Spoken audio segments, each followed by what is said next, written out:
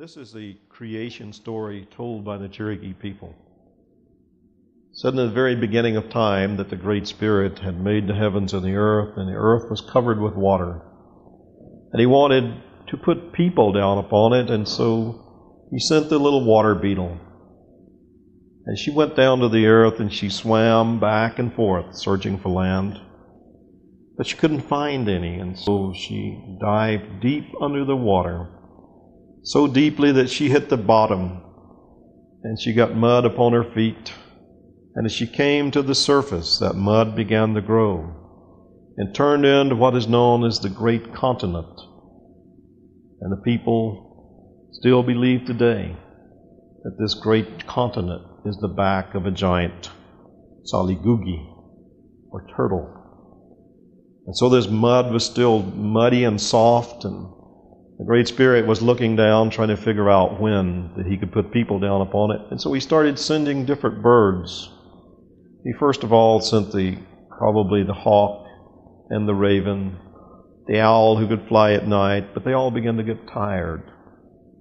So He looked around and He had used almost every bird that He could find, even the hummingbird who could fly very quickly, but he couldn't fly very long. And He was about ready to give up that idea when all of a sudden He looked and the old buzzard was sitting over there, and you know how a buzzard sits, sort of lazy looking and slouched over, and He said, "Mr. Buzzard, could you do anything to help?" And he said, "Sure, I can fly as long as you want me to."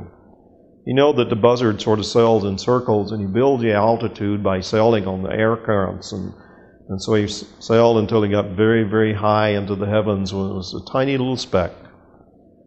And he began to sail out across the earth, watching and waiting.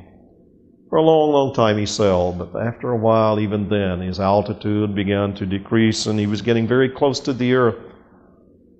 And it said when he got back into this part of the country, in the Appalachians, that he got so close that he had to start flapping his giant wings, and when they went down into the soft mud, they made the valleys.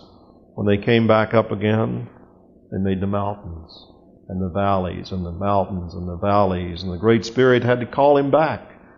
Because if He hadn't called him back, the Shuli, the great Shuli Egwa, hadn't been called back to the heavens, the whole earth would have been mountainous.